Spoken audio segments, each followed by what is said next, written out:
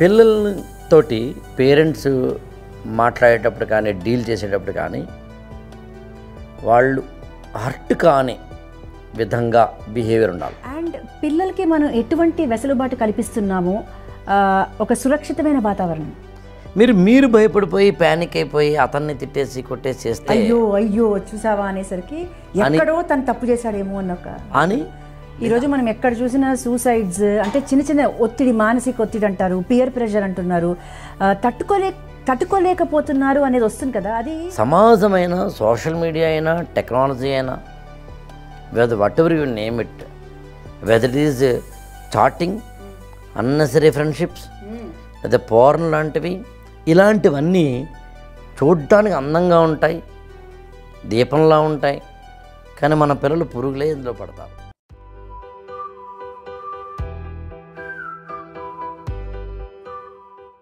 So ఒక healthy environment, వాతావరణం ఇంట్లో అనేది ఇట్స్ వెరీ క్రూషియల్ అంటారు. సో దాంట్లో ద కమ్యూనికేషన్, ఇంట్లో ఎలా కమ్యూనికేషన్ జరుగుతుందో అండ్ పిల్లలకి మనం ఎటువంటి వెసులుబాటు కల్పిస్తున్నామో ఒక సురక్షితమైన వాతావరణం. నాకు ఏదైనా ఇబ్బంది నాకు కలిగింది అంటే నేను వెళ్ళి నా తల్లి కానీ తండ్రితో కానీ అడగచ్చు, చెప్పచ్చు అనే ఒక వాతావరణము is very very especially teenagers చూస్తే. ఎందుకంటే మునుపట్లా కాదు, ఇప్పుడు ఇన్ఫ్లుయెన్సెస్ అనేవి చాలా ఉన్నాయి యాక్చువల్లీ. అండ్ సోషల్ మీడియా విచ్చలవిడిగా it is out, you cannot curb.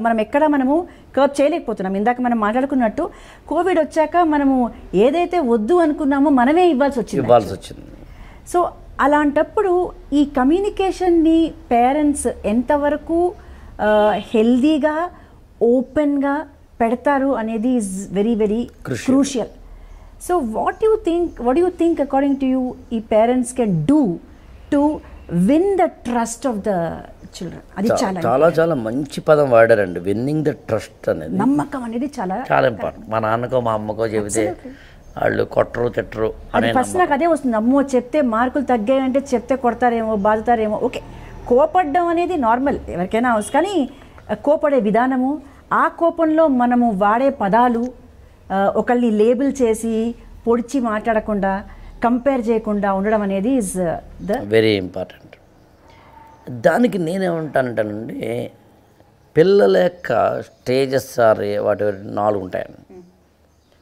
ఒకటి up to 11 or 12 years or 10 అనుకోవచ్చు, పోనీ up to 16 or 18 around that, or 15 అనుకున్నా పర్లేదు, అప్ టు 20, మోర్ దెన్ 20. అంటే 1 to 5, 5 to 10, 10 to 15, 15 to 20, 20 to అలా అనుకున్నా ఏ అభ్యంతరం లేదు, మెచ్యూరిటీ లెవెల్ని బట్టి. అప్పుడు ఎవరితో ఎలా ప్రవర్తించాలో తెలియాలి.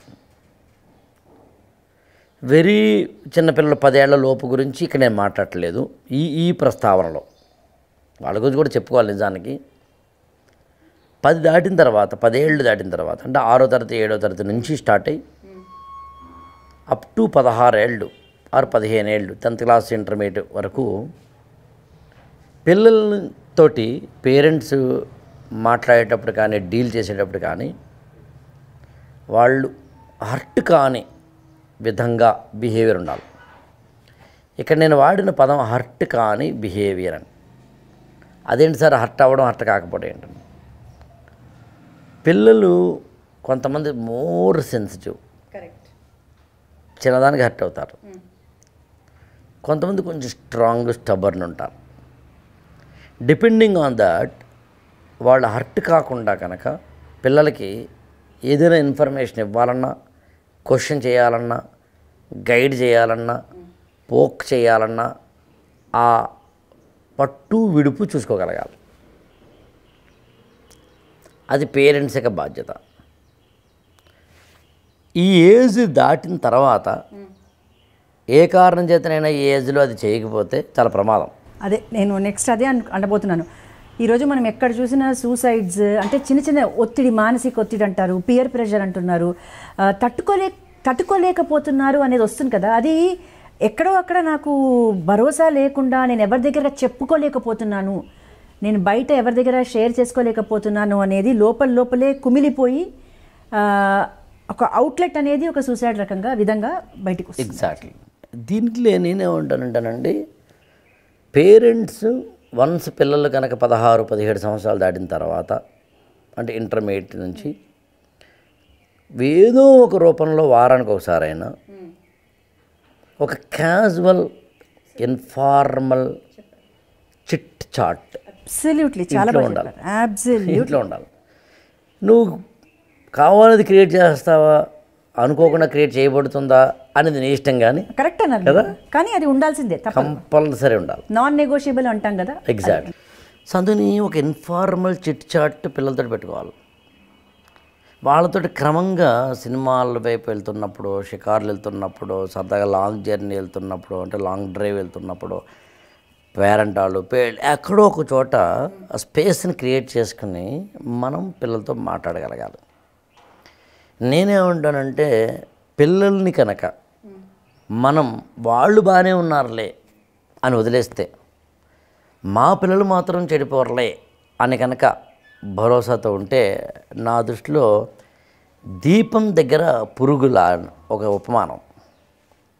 పురుగు ఎప్పుడూ కూడా దీపాన్ని చూసి దూరంగా ఉండకుండా దగ్గరికి వెళ్తుంది. దగ్గరికి వెళ్ళిన తర్వాత ఏమవుతుందంటే అందులో పడి మాడి మసైపోతుంది. వెళ్ళేంత వరకు ఎంజాయబుల్గా ఉంటుంది, వెళ్ళిన తర్వాత మిజరబుల్గా ఉంటుంది.